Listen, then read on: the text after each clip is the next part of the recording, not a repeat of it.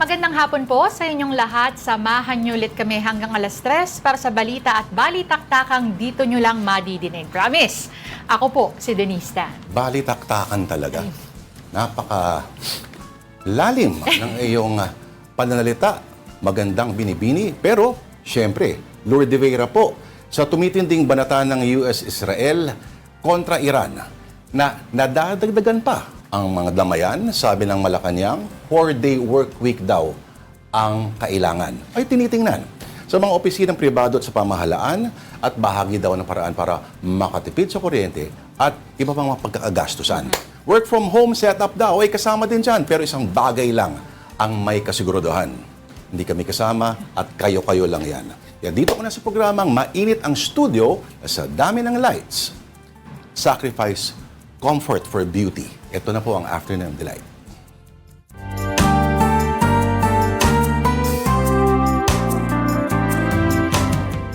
Gusto ko yung sacrifice talaga. Ha? For, opo, ganun talaga. Hindi na makita ang pawis sa camera. Ang mas maigsing term dyan, tiis ganda. Tiis ganda, oo. Ikaw lang yon. Ako tiis talaga. Tiis pangit pa Grabe rin. siya. Oy, grabe ka naman. O, pero Marunong ako manalamin, ano? Last I checked, ganun.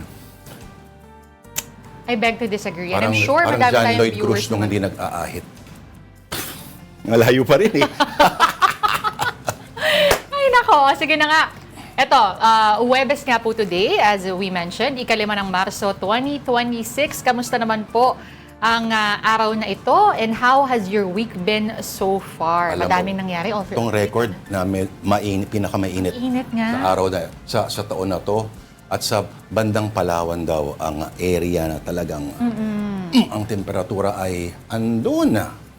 Alright. Pero grabe, no? Whole week na rin talaga. Parang ramdam na ang init.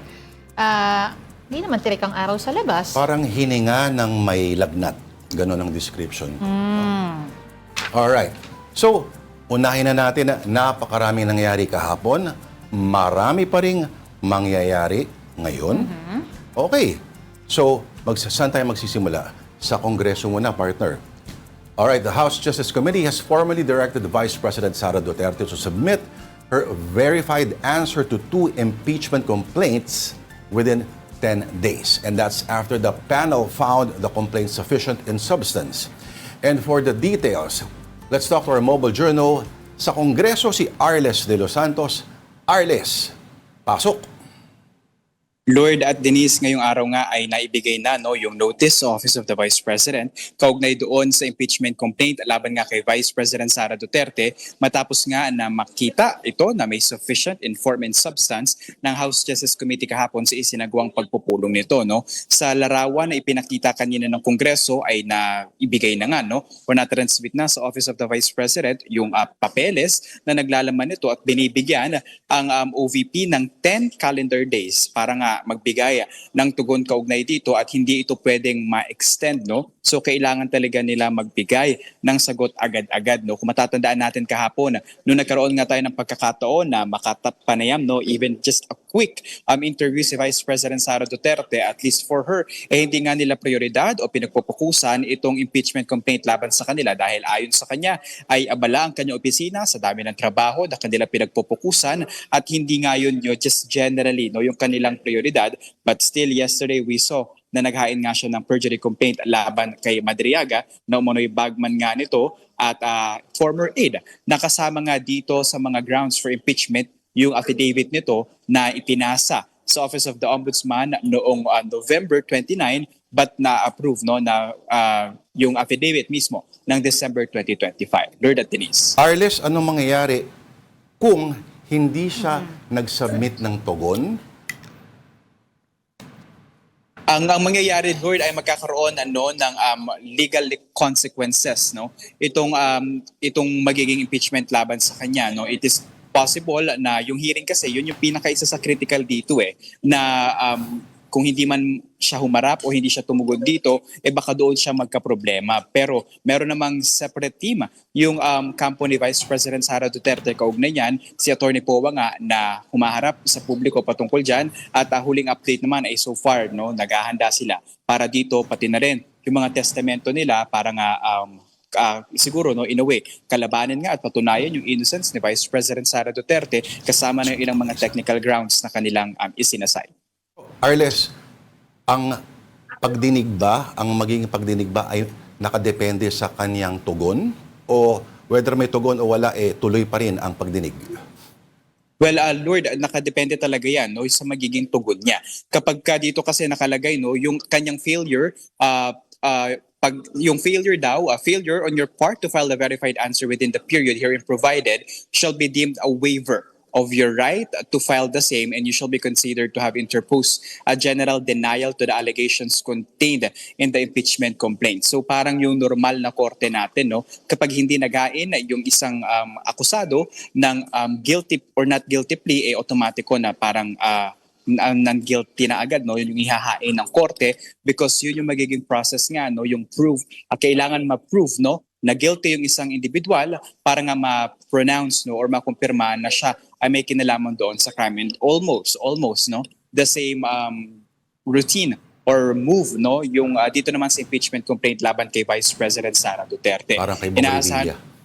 Yes, parang yung nangyari kay Bong Revilla no, hindi siya nagpasok ng plea, so yung korte na mismo yung naglagay ng not guilty plea sa kanya, and then didiretso na ng pre-trial yung kaso laban sa kanya. So ang mangyayari naman kapag winave nga kalabasan na hindi siya magpasa nito, kakailanganin pa rin magpatuloy yung hearing ng Kamara kung saan nga sisilipin na isa-isa no yung mga ebidensya at grounds laban sa kanya. So para malinaw lang, Arles, bago magtanong yung partner ko, pag hindi siya nag-submit ng response, ang assumption ay dinideny niya ang accusations. Yun, automatic yun. Yes. Parang Automatic. Ko, And then anong gagawin maghihiling nyo? Impeach nyo ako. Game. Partner, ikaw. Hindi, okay. Arles, I wanted to ask lang din, ano. So ano na nga yung magiging possible timeline for the whole impeachment process? At alam naman natin, mag-Holy Week na rin by the end of the month. Aabutin kaya ng Holy Week ito? Ang naririnig natin dito, Denise, kasi nga inaasahan yung break ng Kamara anytime, no? Parang March 2021 onwards ay magkaka-break na nga. No? Ang initial natin naririnig ay hindi magkakaroon ng break at didiretsyo nila ito kasi isa sa mga concern no, ng ilan sa mga legal luminaries no baka naman ma-technical na naman ito dahil kung maaalala ninyo yung nangyari sa Senado nung itinansmit yung impeachment complaint laban kay Vice President Sara Duterte, yung case noon magkakaroon ng sine die yung Senado mismo, ibig sabihin magi-stop lahat no yung paggawa ng batas, like magkakaroon talaga ng period na mag-i-stop no yung kanilang operation at least by before mag-resume ulit no. So yun yung isa sa mga technicalidad nito kung magpapatuloy pa din ba sila or hindi, but still ang naririnig nga natin ay wala silang break at tuloy yung hearing para sa impeachment complaint na ito. Yan ang mga kongresista natin. Napakasisipag talaga. Oo. Ikaw, partner, ikaw na tumira na Sige, ito. Arles, cambio lang tayo ng konti. Alam natin, usap-usapan ito yung remarks ni Representative Bong Suntay. Ang balita namin, magkakaroon nga ba ng ethics probe? May complaint na ba dun sa kanyang mga controversial na sinabi tungkol sa actress na si Ann Curtis? Sorry na siya. Nagsorry na siya. Nagsorry na siya pero hindi yan tinitignan no, na sincero na mga complainant ng ethics complaint laban kay Quezon City 4th District Representative Bong Suntay dahil nila ay wala itong binawi sa nauna niyang mga pahayag kung saan nga naging controversial no, yung message or remarks niya towards Ann Curtis no. Ayon sa dating mababatas ng Gabriela Women's Party ay kailangan daw paalalahanan si Bong Suntay, si representative no, at iba pang mga opisyal ng pamahalaan na hindi dapat ginagawang katatawanan yung puri ng kababaihan dahilan nga para maghain sila ng committee ethics complaint no sa Committee on Ethics and Privileges na kung saan nga kasama nila no nagbigay naman ng suporta si Representative Sara Elago para bigyang diin na hindi dapat normalize yung ganitong behavior ng mga mambabatas, but what will happen of course is kailangan pang suriin ito and i-wait kung sufficient nga ba yung grounds nito bago magbigay ng hatol dito. Ayaw daw nila pangunahan, Denise, at least no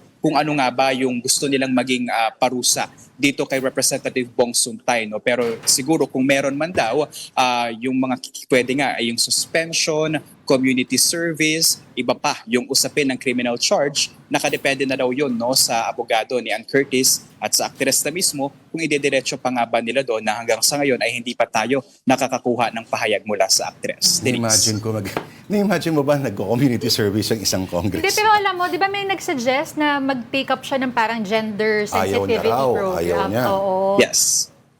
Ayaw niya raw, Denise. And I think one striking fact din about dyan, no, si Mayor Joy Belmonte ay nagpahayag din no, ng Correct. pagkabahala sa pahayag na ito dahil kasama daw mismo si Representative Bong Suntay sa mga bumuo ng mga gender-related ordinances ng Quezon City. Kaya daw parang hindi katanggap-tanggap yung ganitong pahayag. Kaya inobliga niya or inurge niya nga ito si Representative Suntay na maging responsable, mag-take accountability at mag-apologize sa kanyang controversial remarks. So ulitin natin, kung sakali wala pang nakalatag ng mga posibleng mga, kumbaga, kaparusahan, kung mapatunayan na siya nga ay talagang nag-violate.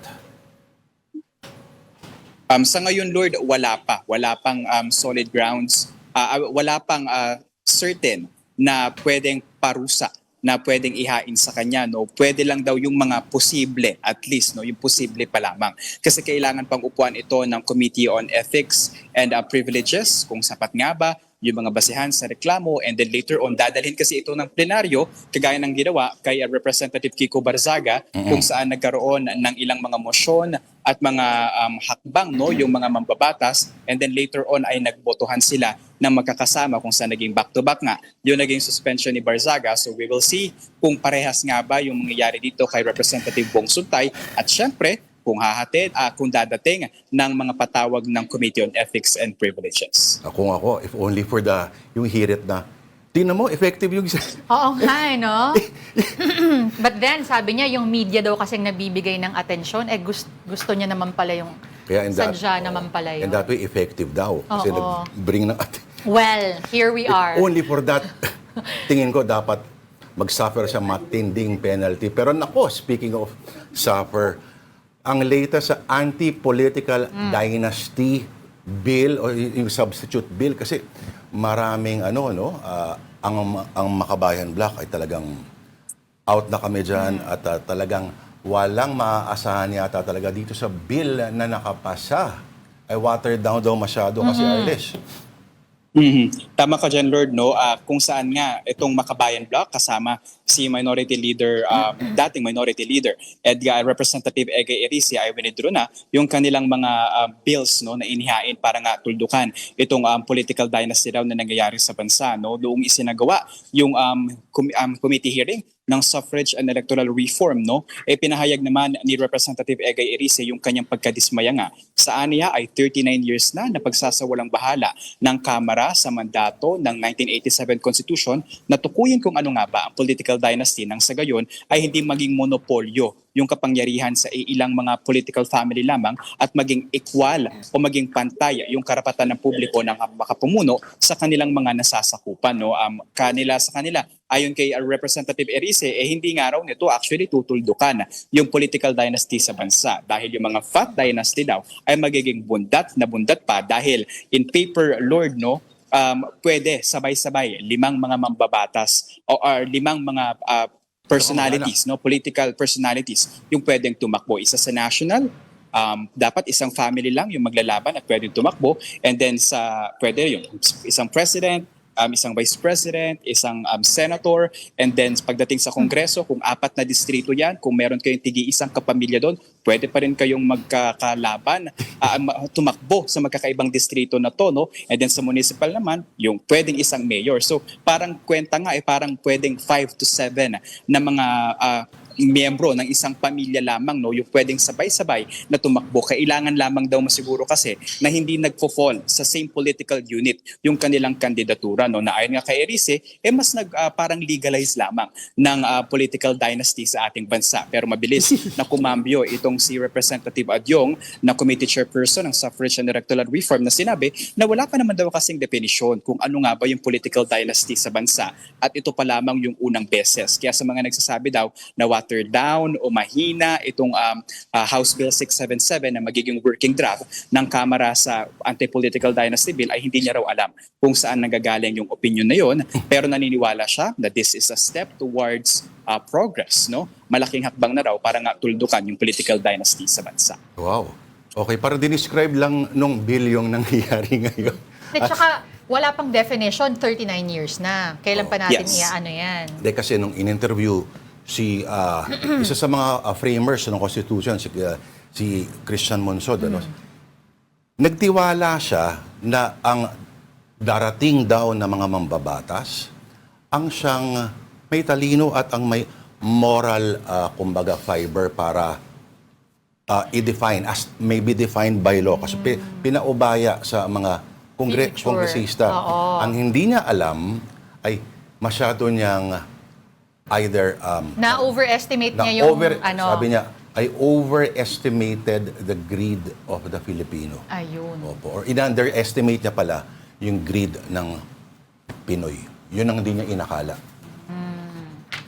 Okay. Pero teka muna, natatawa ko kasi.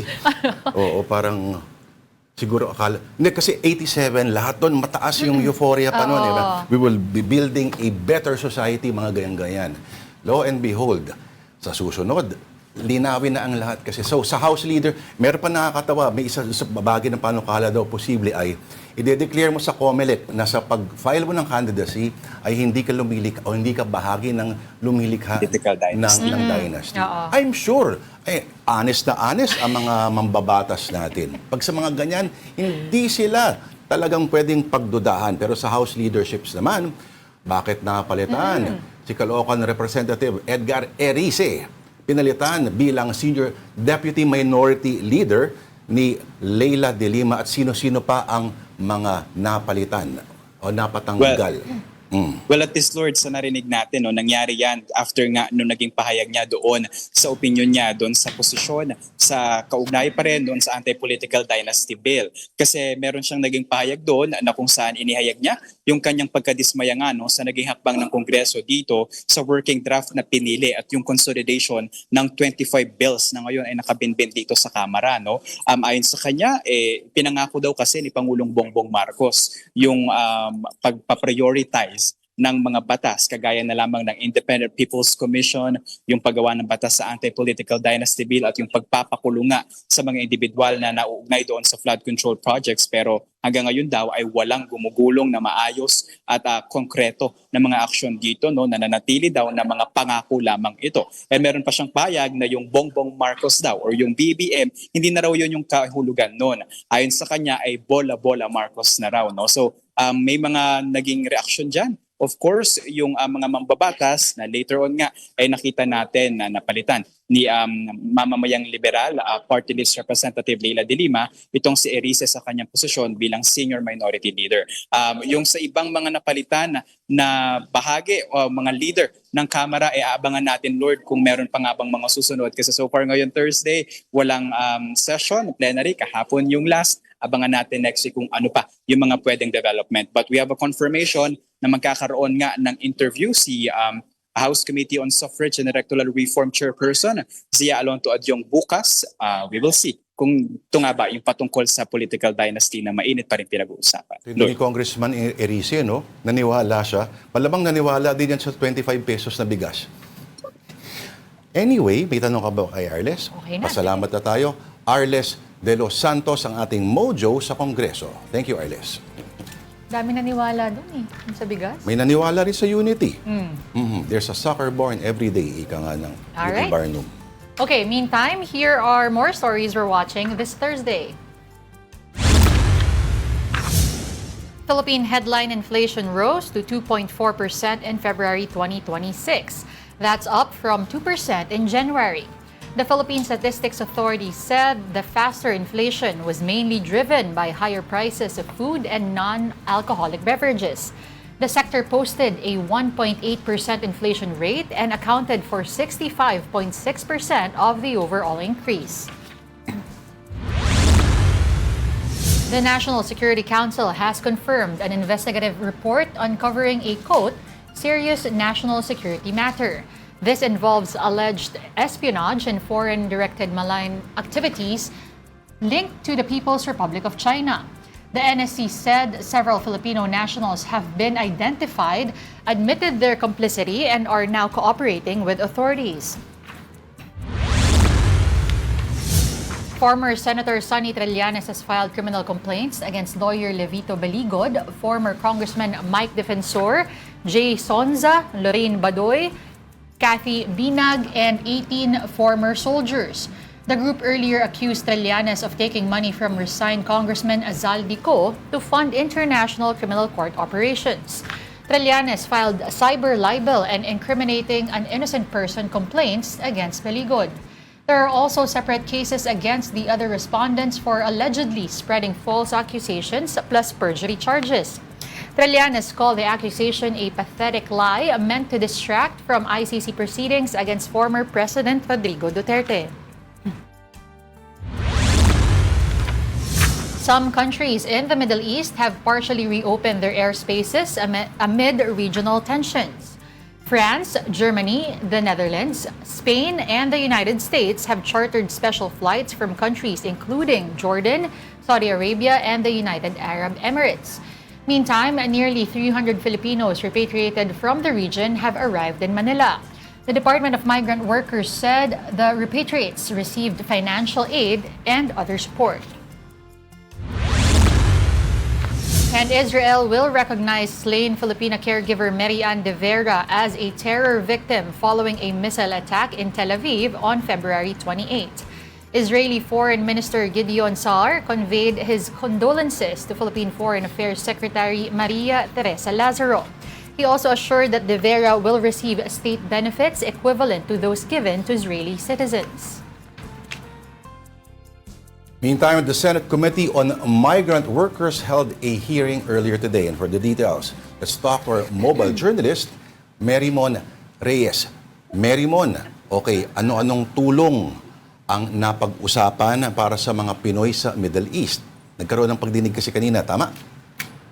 Tama, Lord Denise. And then bukas, itong Senate Committee naman of Foreign Affairs na headed ni Senator Erwin Tulfo, mag-hold din ng hearing kasama ulit yung mga agencies or departments na involved para mapagplanuhan para kung ano iba pang magawa sa mga kababayan natin na nasa conflicted areas in the Middle East. Kanina, ang nasabi ni DMW Secretary Hans Leo Kakdak, so far over 2,000 raw ang natulungan na bigyan ito ng assistance, food, water, basic necessities, medical, psychosocial assistance, financial assistance, and even transport assistance. All repatriations, meron daw on-site services. And kanina, as reported din daw, meron ng first wave nga ng commercial flight via Emirates na nakapagdala na ng over ng 299 na Filipinos from Dubai na nandito na raw sa Kamaynilaan. Hindi raw lahat ng mga yun OFWs, and for the cases of the OFWs, on-site doon sa mga host country, meron ng services and meron ding services na nag-aabang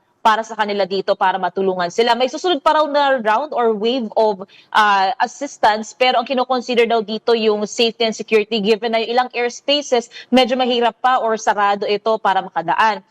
Pero kung sakali naman daw, meron namang land transportation options. Ito yung magkocross ng borders, dadalhin itong mga Pilipino for repatriation, OFW man daw yan, o turista man yan, sa nearest na safest na border at doon na sila ililipad pabalik ng Pilipinas. So more or less, 1,900 repatriation requests daw ang received by the office, and so far may sariling accommodations din daw na safety shelters etong ahensya. Hindi nga lang inisa-isa ni Secretary Kakdak for safety and security reasons, pero ang tinignan nila dito yung mga areas daw na safe from possible bomb strikes, missile strikes, at doon daw nila ina-establish itong mga shelter para for the meantime doon sila mananatili. Yun nga lang, yung isang concern na ni-raise ni Senator Raffy Tulfo, pati ni Senator Erwin Tulfo, ay yung ilang mga Pinoy daw sa Middle East nagreklamo na hindi raw contactable itong mga hotlines, yung mga contact hotlines ng mga ahensya. Nahihingi sana sila ng tulong. Pero ang isa sa naibahagi ni DFA Assistant Secretary Ezedin Tago, on the case ng hotlines, meron din daw explanation from Iran na chances are may hindi raw nakakatanggap ng calls kasi even yung international calls daw na galing sa labas ay possible na naka-block papasok daw ng Iran kaya nagkakaroon ng difficulties dito. Pero on the other hand, sabi naman ni Secretary Kakdak, papatingin daw nila especially from the HR, yung mga empleyado na hindi raw pumapasok, kung meron daw ba talagang oversight na nangyayari at hindi raw nasasagot yung mga tawag na yun. Okay, Marymon, anong kinalaman nito? Yung mga hindi natatawagan na mga numero, hindi nakakakuha ng immediate assistance doon sa balita na di umano ay pinag-resign ni daw si Senator Erwin Tulfo, ni Senator Erwin Tulfo, yung mga kawaningan ng DMW, DFA, OWA, doon sa Middle East na absent at nauna daw magtago. Yes. What can you tell us about this? Denise, yung ibang mga penalties daw or consequences, mas mapag-uusapan bukas dun sa hearing kasama ulit yung mga ahensya. Pero kanina, nabanggit kasi ni Senator Erwin na ito raw mga empleyado na nasa ibang bansa raw, kapag wala raw gera, naglilibot daw, tatrabaho daw ba, may allowances. Pero ngayon daw na may gera, nasaan daw sila? Wala raw makausap para humingi raw ng tulong or ng assistance itong mga Pilipino. So ang sinasabi ko, pwede pag-resignin na lang daw kasi hindi naman daw ginagawa yung trabaho. At sabi ni Senator Erwin, yan daw yung tinatawag na hazard of their trade, na responsibilidad daw nila na magbigay aksyon. It's their time to shine nga raw sa ganitong mga pagkakataon na may nagkakagulo na raw doon sa Middle East. So it's expected to them na, especially mga on-site, na magbigay agad ng tulong. And especially, sinabi rin ni Pangulong Bongbong Marcos na dapat 24/7 merong hotline na available para sa mga ito. Pero ang kanina lang din, nakausap din natin itong si Yusek Kaunan. Ang nasabi niya, so far sa kanila, 24/7 meron silang hotlines na ngayon ay tumatanggap ng mga tawag.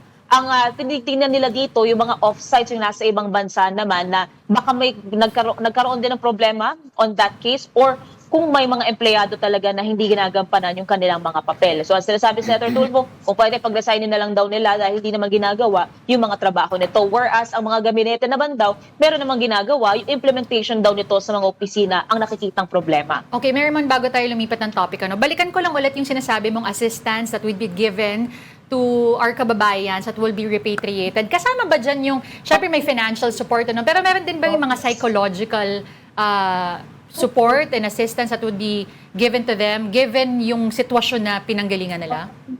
Yes, yan yung psychosocial na support. So, mental, emotional restraints or issues na kinakaharap ng mga Pilipino, especially yung iba kasi na mga babalik dito sa Pilipinas ay mga turista, hindi sila mga OFW o kaya mga citizen na nasa Middle East, kaya ito yung ine-extend nila. Yan din yung isang reason kaya nag-hold din ng hearing itong Committee on Migrant Workers para masiguro na kung sakali namang may mga Pilipino babalik sa Pilipinas, yung reintegration nila for any other reason, kung nagpa-repatriate ba sila o bumalik lang talaga sila ng Pilipinas, ay mabibigyan sila ng assistance para sa reintegration nila dito sa ating bansa. Ang sabi naman ni Yusek Kaunan, so far, yung budget nila ay sufficing ito. 1.2 billion pesos yung meron sila for emergency repatriation fund. Pero meron din daw sila continuing fund na around 470 million pesos, and may regular repatriation fund daw ang OWA sa trust fund nila na around 500 million pesos. So overall, around 1.9 billion pesos ang pera for emergency repatriation. Kaya lahat i-extend daw nila yung efforts nila para masiguro, if not, habang nandoon pa, hinihintay pa yung kanilang time o yung kanilang transport pabalik ng Pilipinas, masiguro raw yung safety ng mga Pilipino abroad. My God, yung amount na yan siguro, tumatawa-tawa lang yung ibang mga kontratista dyan. Yun lang. 1.2. My God. Ang dami-dami, milyon-milyon ng mga Pinoy overseas. Tapos, sa totoo lang alam ko, nananawagan ng mga senador na dagdagan pa talaga ang pondo na itong mga ahensyang ito ng gobyerno. Pero singit ko lang, Marymon, kung meron kayang nag-invoke ng pangalan ni dating DFA Secretary Albert Del Rosario, kasi noong 2011, ito just months after his appointment as DFA Secretary, ginawa niya yung walang makaka-imagine na gagawin ng kahit sinong government official. Pumunta siya mismo sa Libya at doon sinundo niya, personally sinundo, at 400 plus na mga OFWs ang kailangan niyang i-lead out of Libya. Tapos nagpakuha siya ng isang malaking eroplano. Ganong katindi. In fact, nasa war zone siya. Walang ibang gumawa nun. At matinding ginawa nitong si dating DFA Secretary Albert Del Rosario. Ibang klase talaga yon. Siningit ko lang naman. Pero kakambyo na ako, Okay. mukhang may bagong nagpaputok na naman. Asa talagang mukhang wala ng katapusan na world war ni Senators Rodante Marcoleta at Ping Lacson. Pero balita ko, hindi raw pumatol si Ping Lacson. Tama ba, Mary Mon? Lord, hindi. Naglabas lang ng pahayag itong si Senator Ping Lacson sa isang social media account niya. And ang pinatutungkulan niya dito, though ayaw niya na talagang, kumbaga, sagutin pa o gatungan pa ito, pero naglabas nga rin siya nung kanyang sagot in the Chinese language na, though baka magkamali tayo sa pronunciation, no, na Xiao Chong Buke Yumbing. Ang ibig sabihin nito, you cannot explain ice to a summer insect o hindi raw may papaliwanag ang yelo sa insekto na nabubuhay tuwing tag-init. Aray ko. And this was pertaining dito kay Senator Rodante Marcoleta na sinasabi niya may lumabas daw from one of his co-workers na kasama sa Senado na cheap fakes or yung mga spliced videos ng kanyang statement, yung opinion niya tungkol sa susuko o pagbibigay ng Kalayaan Island Group. Though ito, si Senator Marcoleta kasi gusto niya na rin ipa-strike out ito doon sa transcript ng Commission on Appointments, pero babaguhin daw yung pinakasinabi niya sabi niya correct kasi daw taken out of context daw yung naging komento niya. Pero ang nasabi naman ng CA sa nakita natin, they'll be needing time to assess kasi medyo technical din daw yung gustong mabago doon sa transcript. Pero ang sabi pa dito ni Senator Lacson, wala naman daw siyang kailangang splice kasi malinaw naman daw yung binitawang salita ni Senator Marcoleta na kahit isang kindergarten pupil ay maiintindihan yung ibig sabihin. Pero then again, yung sinabi ni Senator Marcoleta was during his privilege speech. So titignan natin kung magkaka-epekto pa ba ito sa magiging let's say interaction nitong dalawang senador dito sa Mary Mon, Senado. nung panahon na yon kahapon, ano ba pinag-uusapan nila?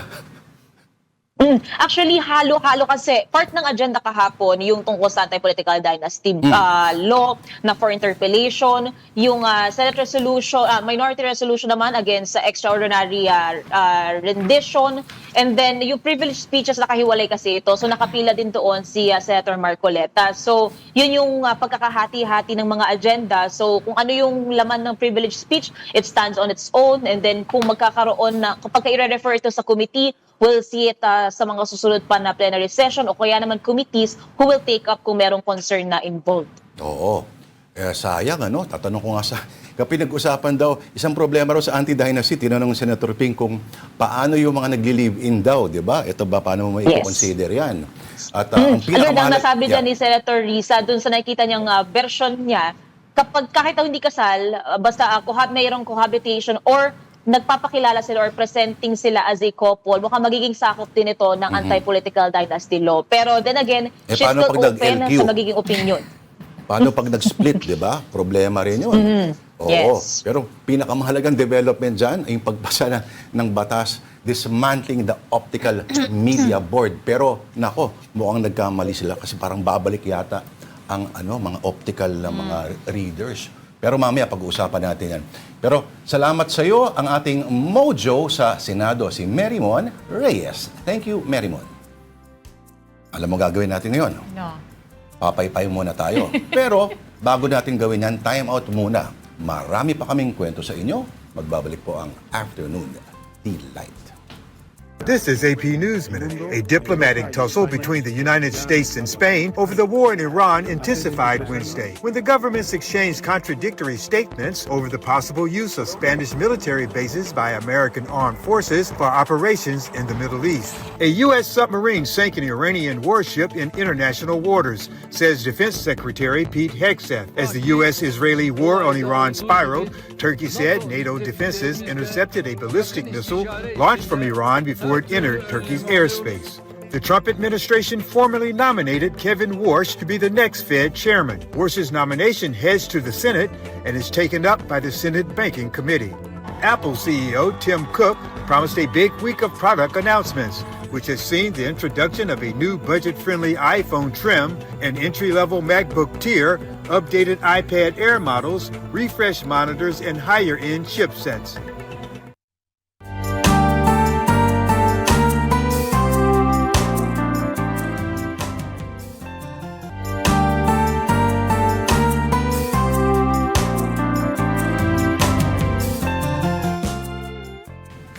This is still Afternoon Delight on One News. Lourdes Beguera po ang inyong lingkod. Ako naman po si Denise Tan. Magandang hapon pong muli. Alright. A new and more accessible footbridge on EDSA is now ready to replace the infamous Mount Kamuning. Pero hindi pinalampas si Pangulong Marcos ang pagkakataong akyatin ang footbridge. Kamusta kaya ang mountaineering experience nila? Ito po ang ulat ni Mojo ng Malacanang, Julie Baiza.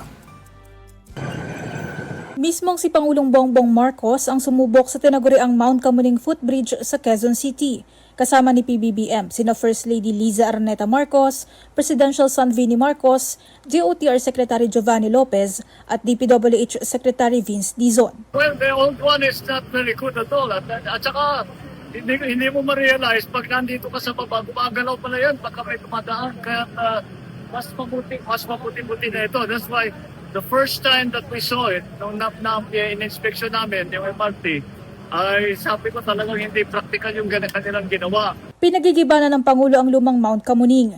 Tapos na rin kasi ang ipinalit dito na bagong footbridge na sinimula noong Agosto. Para mas accessible, kakabit ng footbridge ang busway at MRT station. May elevator, wheelchair lift at fare matrix na rin. Nakahiwalay na rin ang loading at unloading para hindi nagsisiksikan. So far, I'm happy to see that this is the sort of thing that ito naman ay kaya naman palang gawin. Mapagaang lang ng kaunti ang kanilang mahirap na nga mag-commute. Mahaba, mainit, kung ganun. Sabi ko dapat naman tugunan natin yung pang-araw-araw na dinadaanan ng ating mga kababayan para makapunta sa trabaho at para makauwi. Sa kabuuan, higit 87.3 million ang halaga ng footbridge at ng busway station. Nangako si PBBM na titiyakin ang maintenance nito. Sa panig naman ng DOTR, hindi raw dito natatapos ang pagsasaayos. May tatlo tayong inaayos ngayon at pinupiksan. Dito naman sa Bagong Barrio, Balintawak at sa Guadalupe. By third quarter of this year, matatapos din. It's the same template. Ganito din, kaayos, kaganda, at nasisiyahan naman ang ating mga komunidad. Mga kapatid, Mobile Journal Julie Baiza po, hatid ang mukha ng balita. And at this point, we give you a quick look at stories from our media partners. On the Philippine Star, 299 Filipinos from Dubai have arrived at the NAIA Terminal 3. These workers and tourists requested repatriation as the Middle East crisis intensifies. The Migrant Workers Department has assured assistance to the returnees. Meantime, on Business World, government is taking steps to safeguard money sent home by overseas workers. That's amid geopolitical tensions and rising fuel costs, still a result of the war between Iran and the joint forces of Israel and the United States. For now, the Marcos administration is looking at other financial relief measures and energy-saving policies to cushion the impact of a protracted crisis. For more details of these stories, you can visit the social media pages of the Philippine Star and Business World.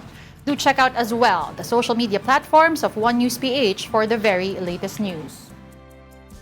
News from down south, Cebu is bracing for a possible fallout from the Mid-East crisis.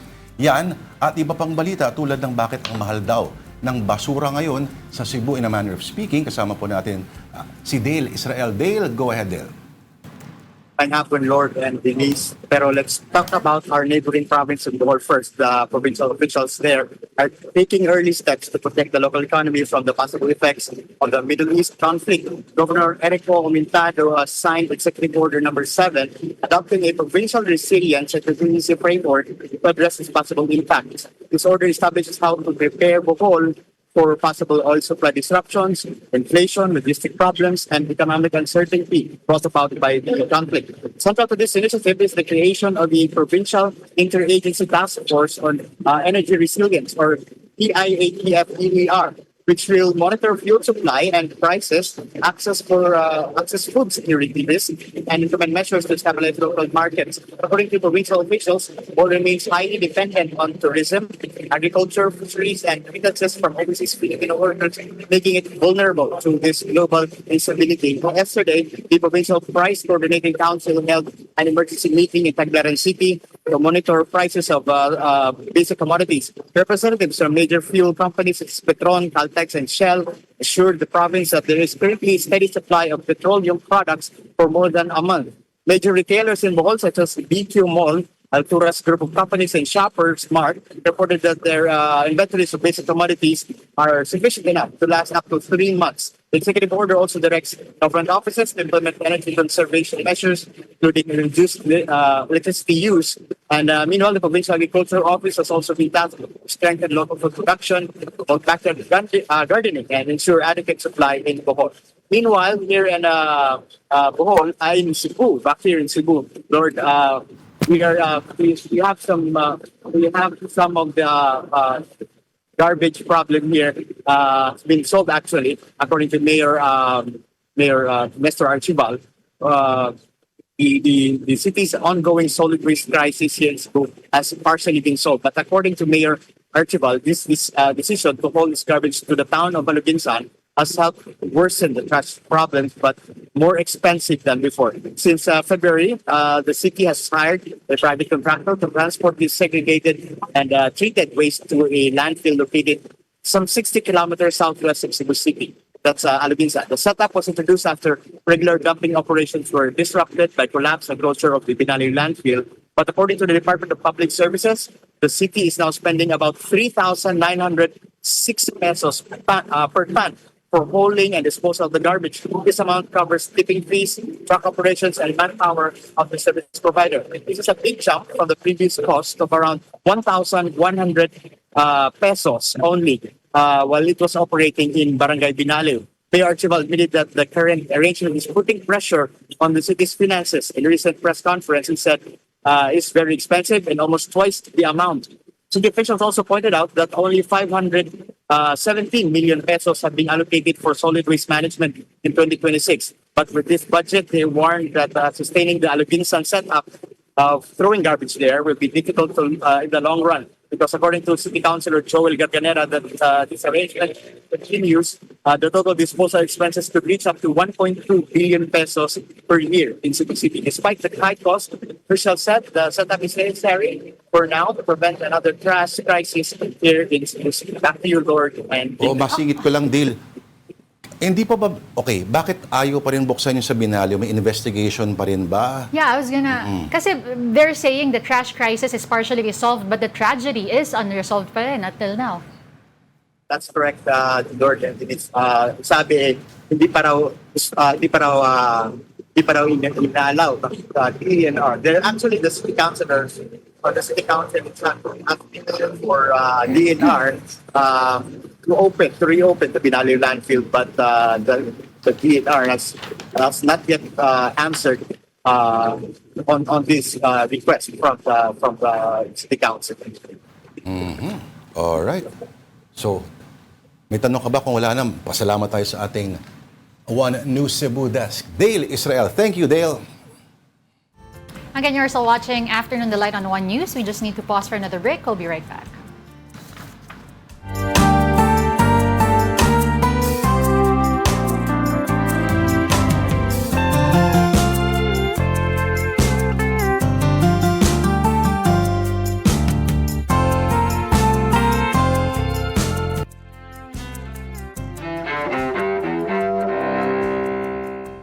March 5th, 1770. The Boston Massacre takes place, an event that contributes to the outbreak of the American Revolution a few years later.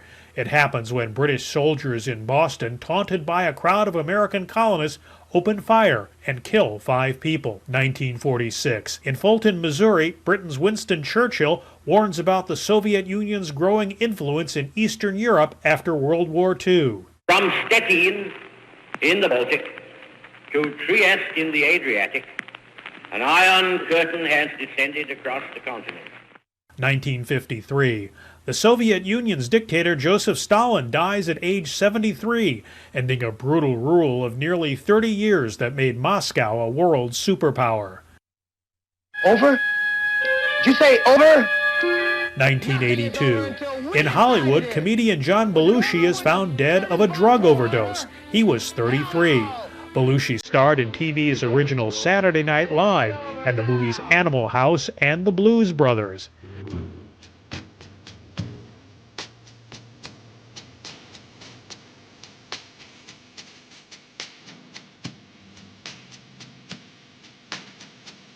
And in 1963, Singer Patsy Cline dies with 2 other country music performers in a plane crash near Camden, Tennessee. She was 30. Today in History, March 5th. Chris Havlick, The Associated Press.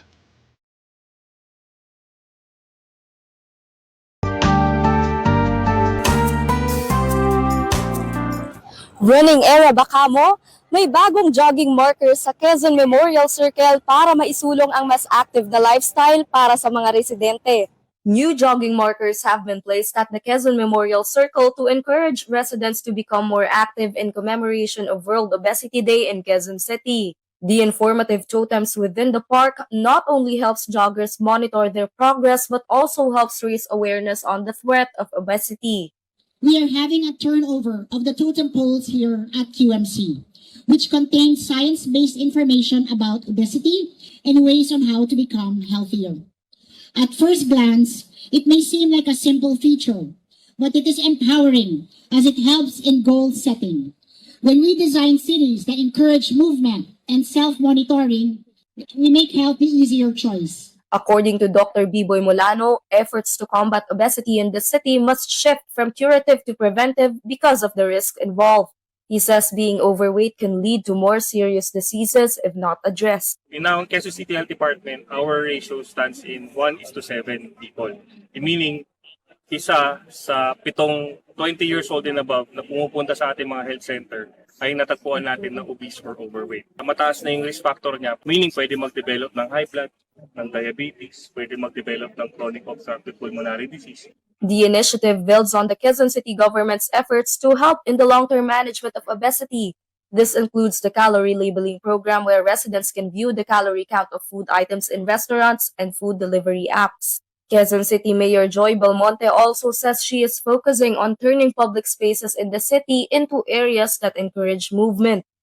Ang goal namin dito sa Quezon City, before I step down in 2028, gagawin natin tunay na walkable ang key areas sa bawat distrito ng ating mahal na lungsod. Dr. Molano also urged citizens to lead healthier lifestyles. What I suggest, start small, pero eventually, make it a habit. Kapag naging habit na yun, magkakaroon ka ng drive to actually go further than beyond.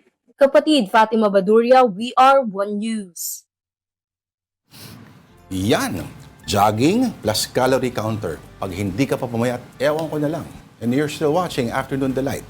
Thank you for staying with us. And our delight of the week, ang theme po natin ay inihaw. And so we have some isaw and ano pa ba itong mga to? What's Mga, isaw? lahat ng mga inihaw. Kumbaga, pedestrian delights. Oh, ay, ang nakaka-excite. In short, kung may pampahappy, may pampahepa.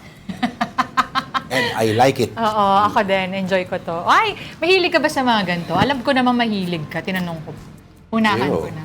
Itong isaw, ayan o. Nasa mas Yeah. direct. Direct Ayan, kasi ano oo. na.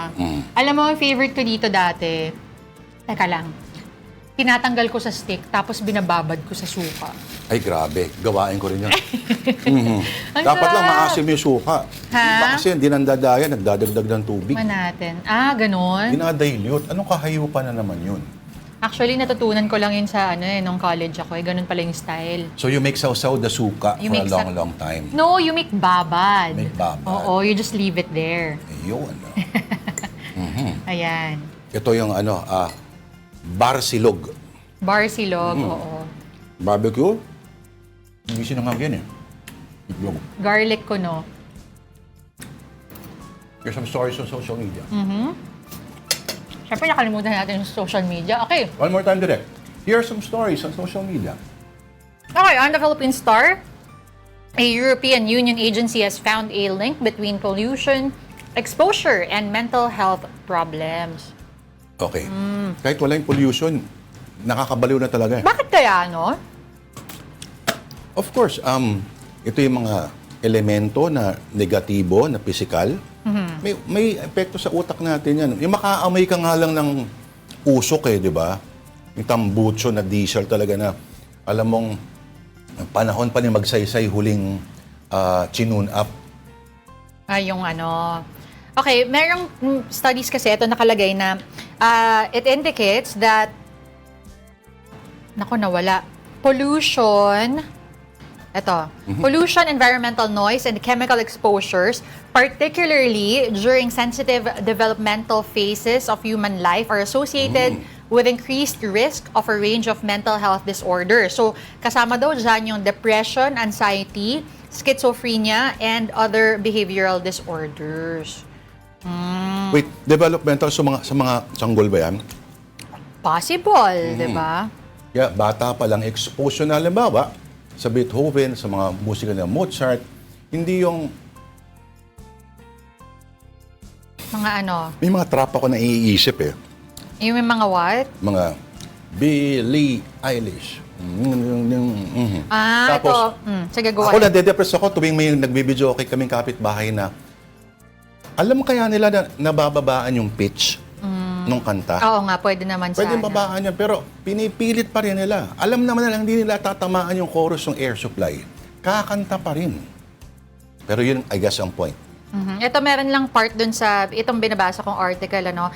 May indications daw that children exposed to ambient air pollution are restricted in their cognitive development. So it might show structural changes in the brain and are more likely to be diagnosed also with autism. So marami palang epekto talaga pag maaga kang na-expose to pollution. So anong solusyon I guess siguro dyan? kasi yung mga chemicals din talaga, no? Especially if your body is still developing and yung mga yung brain mo naapektuhan pa. So sino na lang ang mga 100% pristine, yung mga pinapanganak sa gubat? Pero eto, pinag-usapan natin kanina, cambio tayo ng topic. Okay. On trailmag.com, and today are physical media such as DVD and VHS making a comeback, and is Gen Z flocking to them? So, ako may mga DVD pa ako, partner. Talaga ba? O kasi pinaghirapan ko bilhin dado sa Quiapo yung mga yon. So iba doon tinapon ko na. Yung alam ko mga naka-upload sa streaming. Oo. Pero marami doon, may mga European art house movies na hindi ko napapangalanan. Pero, kumbaga, alam kong hindi ko siya makita sa streaming kasi may DVD player pa yung isang sasakyan. So, okay sa akin yon. Pero yung iba, yung mga Mean Girls, tinatapon ko na yan. Ganyan. Pero kasi ako naalala ko pa yung time na meron talaga kaming mga VHS tapes na paulit-ulit namin pinapanood every now and then. Kumbaga kasama talaga sa collection. Ano yun? Ha? Ano yung paulit-ulit mong piniplay? Naalala ko nung bata ako, meron kami, Braveheart. Aba, kaya ka pala Bagong-bago yung ganyan. Braveheart, Little Rascals. Ito ba yung pag-aari nyo na tape o Amin. nire-renta nyo lamang Amin sa yun, pero I distinctly remember na meron malapit sa village namin na... Video City? Video City nga ba? Yun yung Or sikat dati. May isa pa, yung parang, hindi blockbuster sa States yun eh. Basta parang ganun, Video City. Video May City. ganun kami. Ano nga ba lang? SM, AM. Anyway, ang punto dito ay yung Gen Z ay nafa-fascinate ngayon sa media na physical na nahahawakan nila. Kasi marami sa kanila yung lumaki na digital na lang lahat, ano? Pero sinasabi ko sa inyo, makinig kayo sa tiyuhin ninyo. Ano? Face lang yan, maiinis ka rin. Yung mga cassette tape, kayo mga hipsters, pag kinain na ang cassette tape ninyo, matuto kayong mag-rewind at mag-ayos ng cassette tape Correct. gamit ang lapis. Uy, nabutan ko yun. Akala ninyo, okay yung mga VHS, yung mga DVD, yung mga VCD. Nako, isipin ninyo, pinapanood nyo kami dinistan at biglang may mga pixel na tatakip sa mga mukha namin. Ganun lang. Pero yung mga DVD, paano ba nako-convert yun? May mga DVDs pa ako na gusto kong i-preserve eh. Ko-convert mo saan? To, I don't know, to like a file. Paano ba sinasave yun ngayon? Buksan Hindi mo ako sa- marunong. Eto, ang problema dyan, may hard drive, may Wala. yan lang. Pero huwag kang mag-alala. Pabalik na rin yan. Pero yung vinyl, always, every year, pataas ang sales. Oo. So, ako never ko tinapon talaga yung mga plaka ko, kaya sorry na lang mga hipster. Oo.